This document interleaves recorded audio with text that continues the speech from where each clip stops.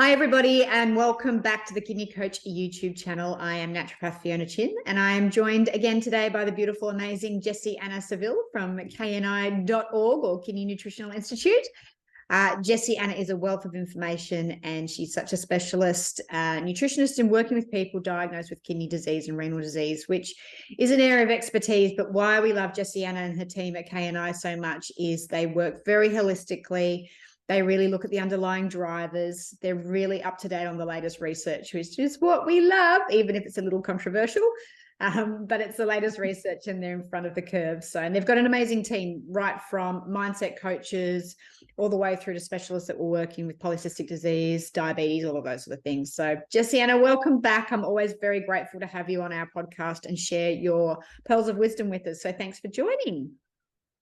Always a privilege to be here. Like you said, we love the holistic, functional approach, same as Kidney Coach. And so it's fun for me. I always pick your brain a little bit beforehand and after about like what herbal should we use and like what are some things we can do. And it's really nice to just be able to bounce ideas around and get some confirmation that what we're seeing in the research, what we're practicing is similar to what other like-minded professionals are doing.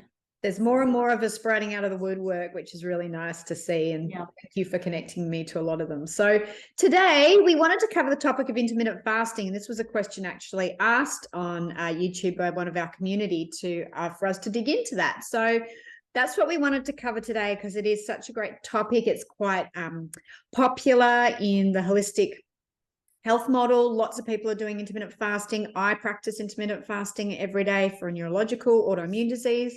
I actually have a lot of my patients on intermittent fasting. I know it's something Jessianna is also very passionate about and knows a lot about. So why don't we just start digging into it straight away, Jessianna, and let's start by saying, what is intermittent fasting? And we'll go from there. Okay, great.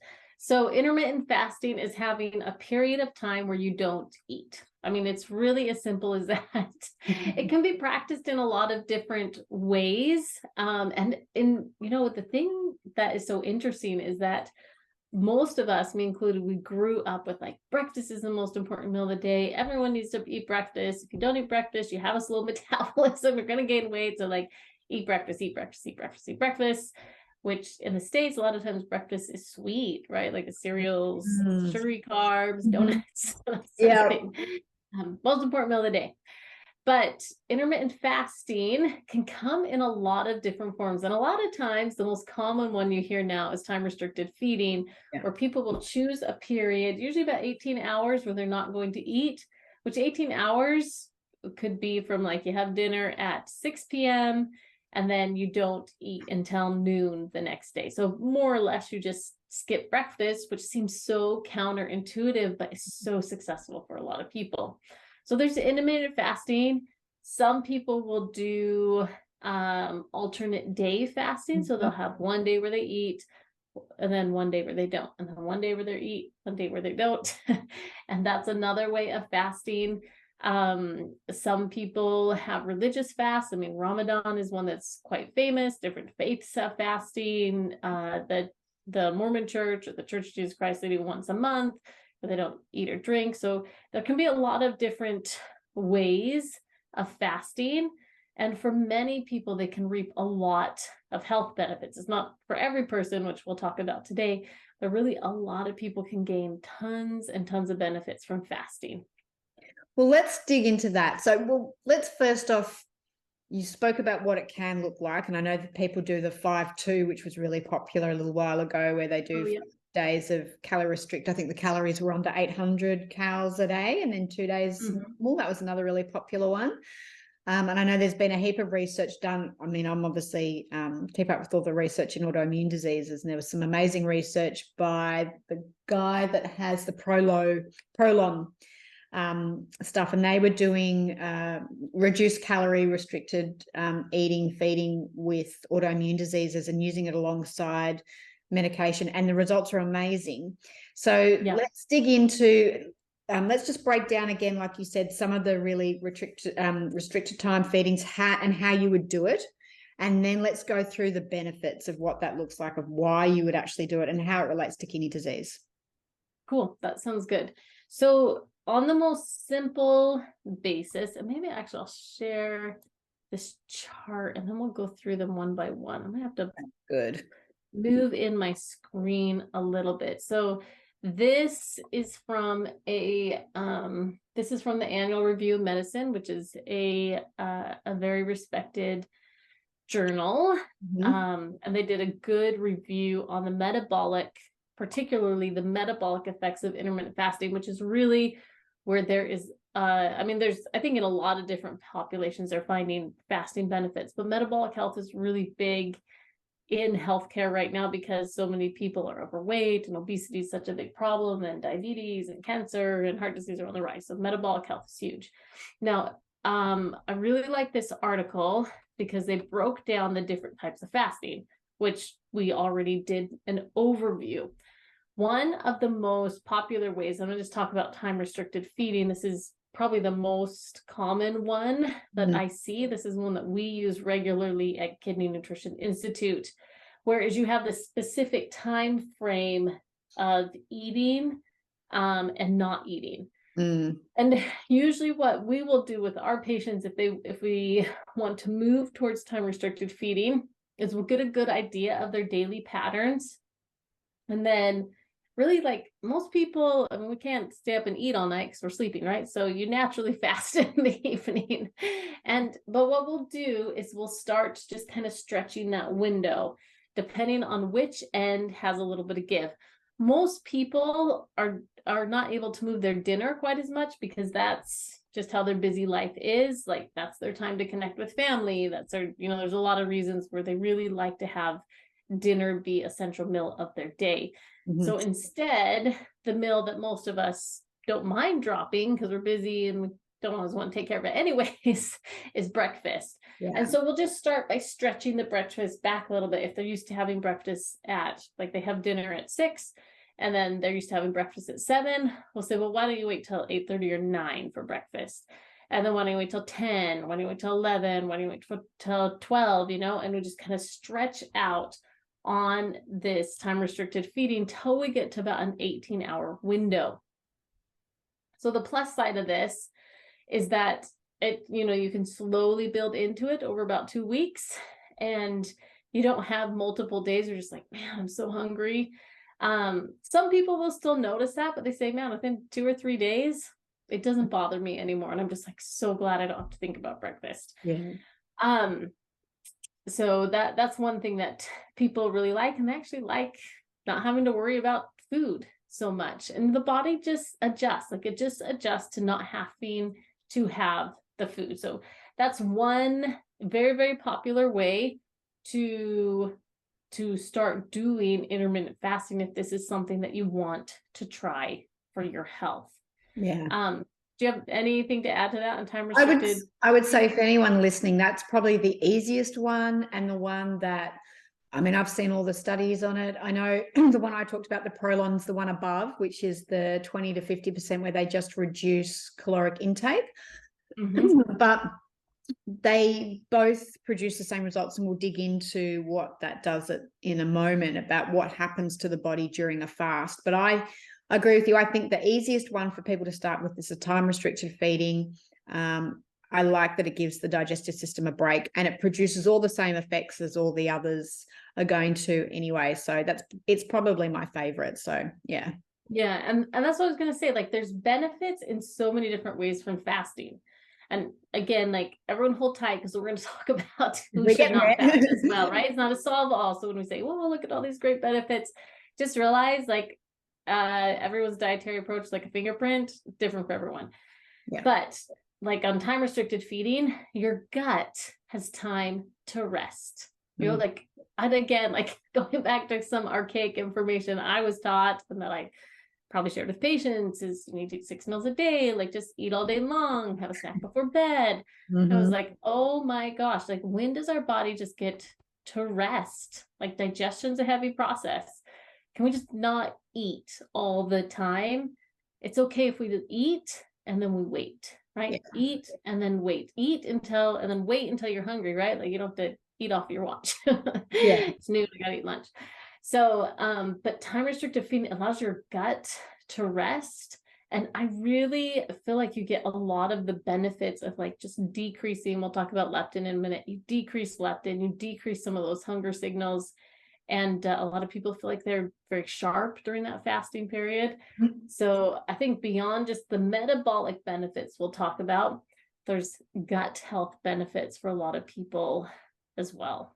Yeah, no, I totally agree. Well, let's dig in. So let's have a look and let's discuss why we would suggest intermittent fasting, maybe why the old research of 3 to 6 meals a day isn't so good now, and why we especially talking about intermittent fasting when it comes to kidney disease and the co-related diseases that go with it. Okay, that's good. I'm gonna actually pull up the next table on here because it outlines quite a few of the studies on intermittent fasting. This is 2005 through 2016, so it doesn't have like the last 5 years of studies, but there's some trends here that I think are really important. Now, the first thing you have to understand, most kidney disease is really driven by metabolic disease, right? Exactly. So if you have high blood pressure and you have diabetes, that's like 2 punches to your system, to your nerves, to your, every cardiovascular system, everything. And it's likely if you have high blood pressure and diabetes, I mean, it's not even likely, it's like guaranteed you will get kidney disease. Unless you manage them really, really well. Yeah. So given that those are metabolic diseases, meaning that those are places where our body is not functioning in the right way that it should with managing insulin and glucose, where there's a lot of inflammation, fasting has shown in the research, which I'll show you, to modify so many of those markers of that disease, which is why it's really gets a lot of traction. Like it's kind of easy to do because it's not like kind of calories. It's not like having to give up all your favorite foods for a lot of people. It's just, I eat between 6 p.m. or I don't eat between 6 p.m. and noon, and I can eat from noon to 6 p.m. Okay, great, easy. It's really easy to change. But if you look through these results on some of these different intermittent fasting trials. Now, one thing that I should note here is most of these are quite small. So if you look at the sample size here, like the biggest trial here is 77 women, right? Most of these fairly small. And when you see a review article like this, really what you're looking for is kind of similar trends. And then you're also looking for where there wasn't a trend. And I like to go into those articles and kind of dig into the back end. We're not going to do so much of that tonight. But when you start looking at trends and then you're looking at like what they did and what worked, you can start gaining a lot of themes and really dig into the physiology, and that helps you decide which ones are really helpful. So fairly small sample sizes, but if you look, most of these are, they did them from anywhere from up to 20 weeks, 6 months, 12 weeks. So pretty good extended period of time. I mean, I think there's only a couple where they did 1 day. Yeah. And this was 1 day. So I'm not going to put a whole lot of weight. No, we can't put much weight on to do 1 day. Yeah. I mean, 1 day trials are good because it tells you what metabolic shifts might happen within 24 hours. Yeah. So they're relevant in a research standpoint. But let's look at what happens. So weight changes. So here's just the weight changes. If you look, NS means it was not significant, didn't see a lot of results. But if you look for the majority of these trials, right, you see that there was a decrease in weight. And, most of these were on obese. There's a few normal weight, but most of these obese or overweight. So, that's positive for sure. Yep. Then you look at your glucoregulatory marker. So this is blood sugar, and then it's also insulin. Now, whether you or not you have diabetes, blood sugar and insulin is actually really important. And we are finding more and more that insulin is really an insulin production, and what stimulates insulin is actually really important for CKD. Whether or not you have diabetes, this is still a really important thing to pay attention to, and it's the research on this is on the rise. We're involved with a couple researchers and trials, and that's really interesting for us because I feel like this is a lost opportunity that's not looked into. But if you look at the glucoregulatory markers, you can see for the most part, we're seeing that there's this decrease in insulin, there's a decrease in glucose. And so these are all, potentially a great marker for, glucose and insulin and decreasing glucose and insulin. Yeah. So this one, I'm still like, I need to go back because who would have had a rise? Not eating. Maybe after a day, though, that does make sense because your body's readjusting because you haven't eaten. So you're going to increase your insulin and glucose to do that after a day. So that, for me, in a 24-hour trial, that would make complete sense. Yeah, you're totally right. The other thing that they looked at here was lipids. When I went through this, I actually didn't see a lot of trends with lipids, which to me, I was kind of like, well, that's okay because I don't find fasting as a primary management for high cholesterol or, lipids. And I don't even find that lipids are really, truly the most reflective marker of cardiovascular disease. Anyway, they are not. Yeah. So is it going to change your cholesterol? Probably not unless you're looking at what you're eating in your non-fasting times. Exactly. And then inflammatory markers. This is very important. Now, I'm going to take a real quick caveat before I look at inflammatory markers. One thing that's interesting about these studies is the only thing they changed. They didn't change any other dietary patterns here. So people could have been eating junk food, right?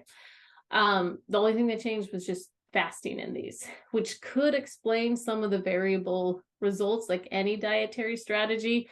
If you just do like one little isolated piece, sometimes you miss the benefit or the synergy of multiple, like intermittent fasting and cutting out processed food. Whoa, like make a difference. Exactly. It's totally different. But so if you look through these inflammatory markers, there's two things you're going to see up that you'll see consistently throughout these. And I'm not going to go through all of these: inflammation, the immune systems, the whole other topic, but you'll see adiponectin and leptin. The leptin really stands out to me because it's a hormone that drives hunger. So if you noticed, I mentioned at the beginning, like some people like, a couple of days where I feel hungry, and it goes away. Like they don't feel hungry anymore. They don't have those cravings for whatever, hot chocolate or a donut or whatever. But actually some of those things go down. And a lot of that is because this hormone starts decreasing. So decreased leptin, you'll see some of these had no changes, decreased leptin down here. These ones decreased leptin down here. So you'll notice that happens. And I can say, I look at my husband, he comes from a family of tons of metabolic health diseases. And he's like, man, the first 3 days of fasting super stinks for him. But after that, it's like magic. And he's like, I love this. Like gives me freedom. I don't have to worry about breakfast and, that sort of thing. So I think that there's something to how it can stimulate and modify. Every person's different, right? Can modify these really huge physiological drivers of hunger and wanting to eat and all these things that a lot of people struggle with.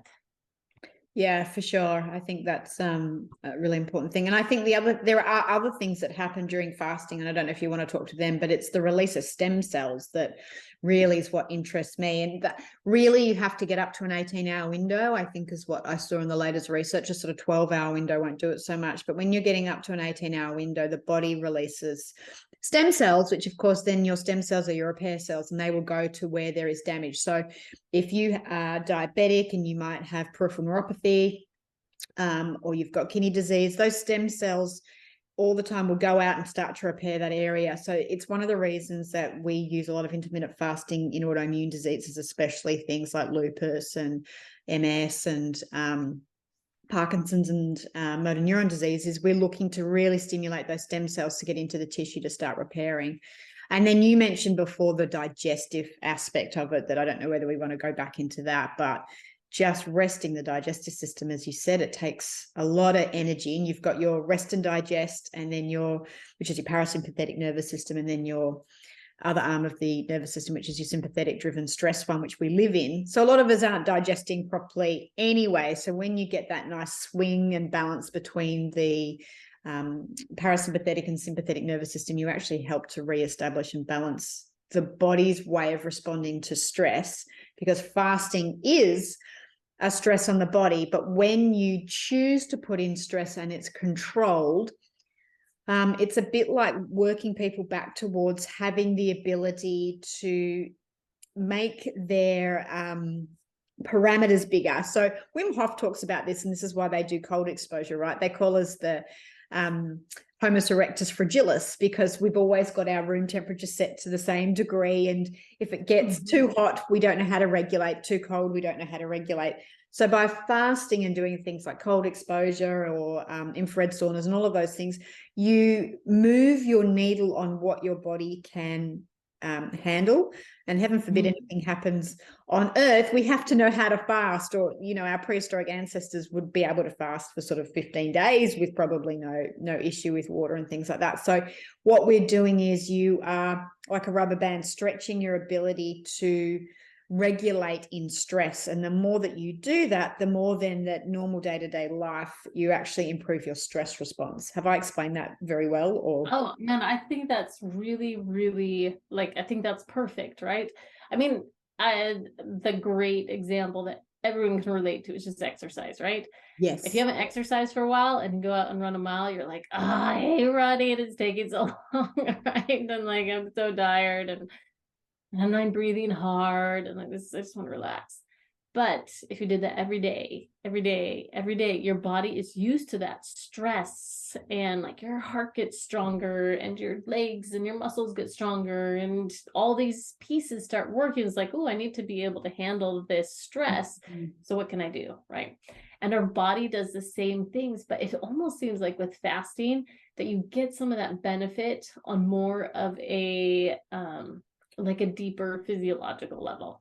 yeah, that's a good way of saying. You talked about the stem cells.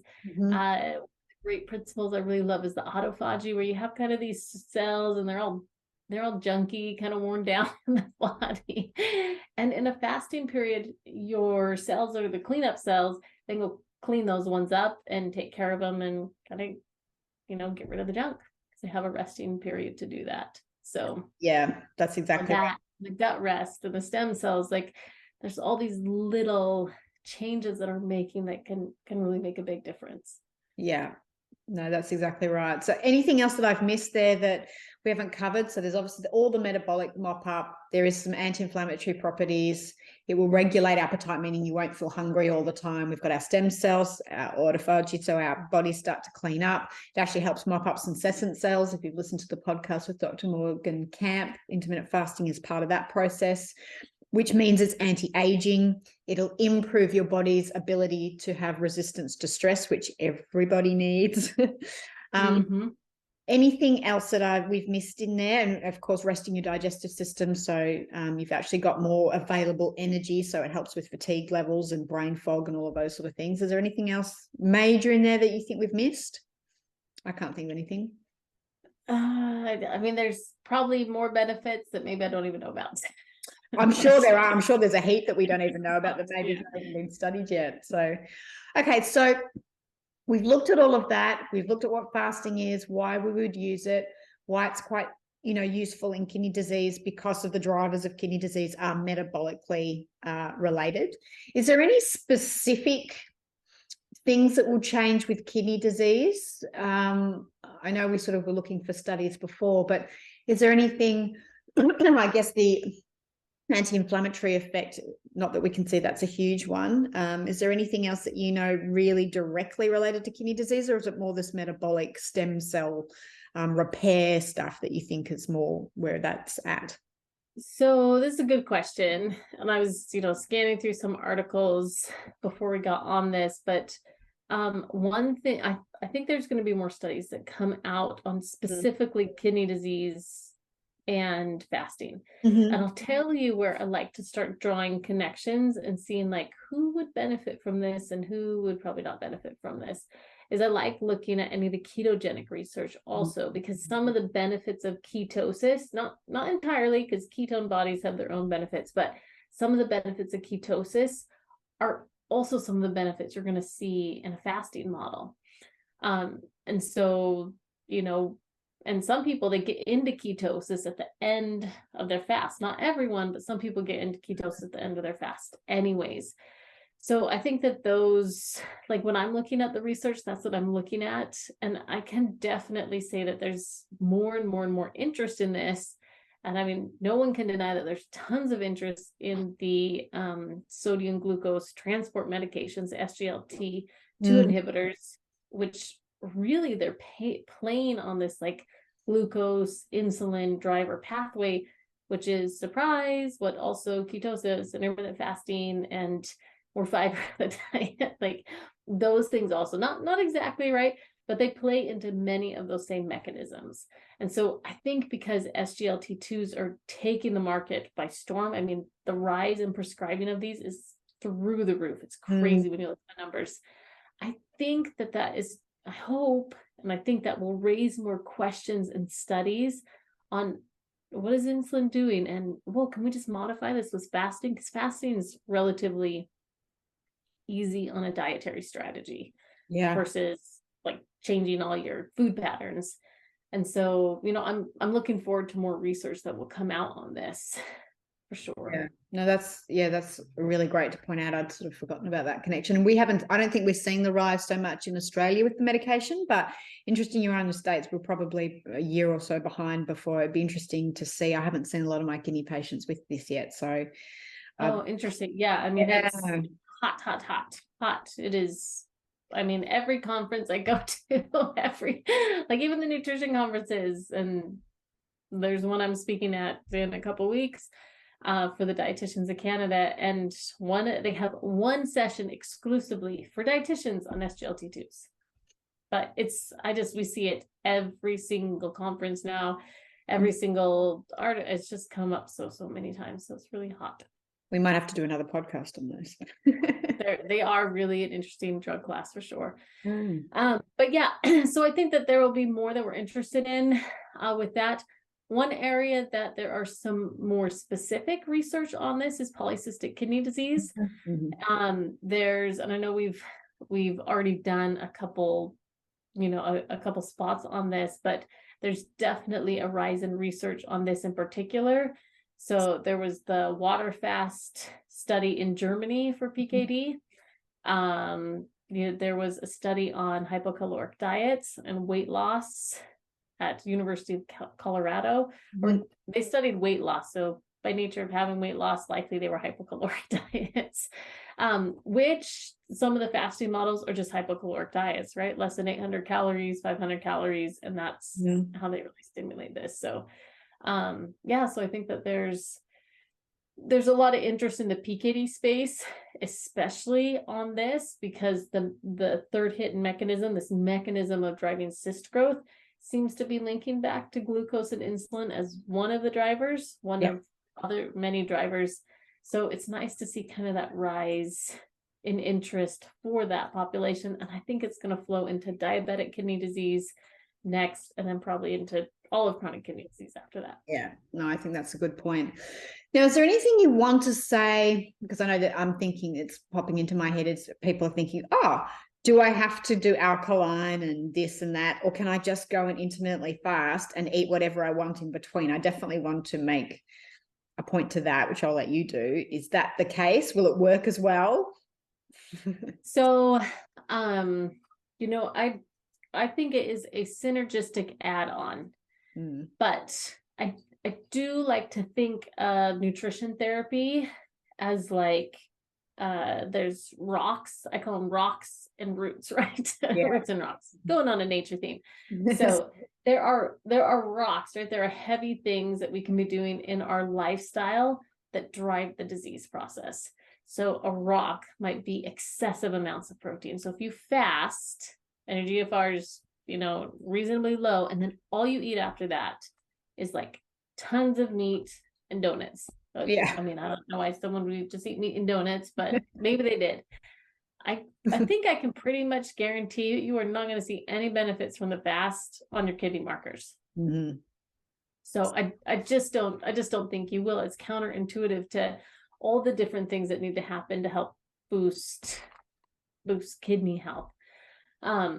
So I wouldn't say you can do whatever you want. I think if you're going to put the effort into fasting, you might as well do some other dietary tweaks. But if you're not extreme, right? If you're not extreme in any way, if you want to start with fasting, get some momentum in your life behind that, and then say, hey, like, I've been fasting really great. And like, this is working out good for me. And I actually feel pretty good. I wonder if I can look at what I'm doing for lunch. I mean, like, I end my fast and I go get McDonald's or whatever. And I actually don't feel that great after that. I feel so good during my fast, but I don't feel good after I eat that meal. I'd like to choose something healthier. Yeah. And so you start with one meal. Or maybe you're already healthy and you want to try fat benefit to it. So I don't think you can do anything, but sometimes if you just need a place to start that feels easy, you can start with fasting and let that lead into other good habits as well.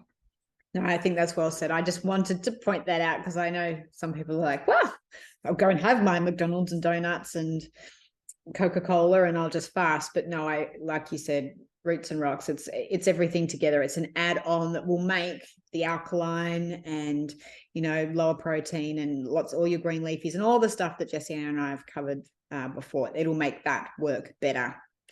Well, and I think the other thing that we're really careful of and caution some of our patients on is that you still need nutrients. Yeah. Our body runs on nutrients, right? It doesn't run on fasting.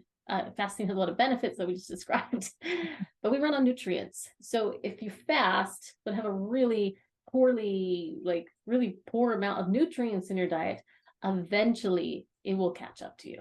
Very good point. I just really think it will eventually catch up to you. Be like, whoa, like, oh, my hair is not falling, or my hair's kind of, brittle, it's not nice, falling out, or my skin's not good, or my vision's I mean, it just catches up.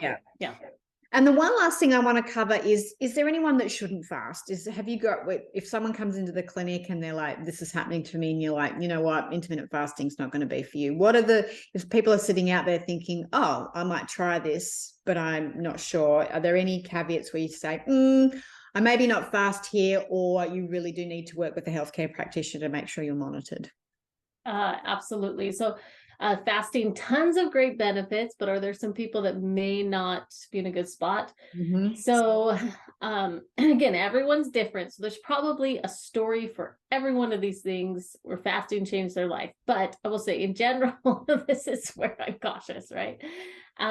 So number one, for my patients that are under an enormous amount of stress in their life, for whatever reason, their mom died, their job is super crazy busy, they're working long hours, whatever, and just their overall adrenals and their stress response, I know, is way, way under attack in their life. I don't recommend fasting for them to start, unless it's going to relieve stress, right? They don't have to worry about breakfast. But for most people, if you are in this very stressful part of your life, and they're like, I'm going to add fasting on top of that. Fasting, like you said, is a stressor. And so you're adding stress on top of stress, and it's not going to do anyone any favors. So for those people, I say, hey, like, let's just work on making sure your body can expect food and expect to be well nourished. Like, let's be well nourished in a stress state. And then as stress dissolves, because it always eventually ebbs and flows in our life, we can move into fasting. Can be great for you. So if you have a lot of adrenal fatigue, massive amounts of stress, it's not a great time to start fasting for most people. Mm-hmm. People who have uncontrolled diabetes, I don't love starting with fasting. Well, fasting can be great and very manageable with diabetes. I have lots of patients that do well with it. People with type 1, people with type 2, they do great with fasting.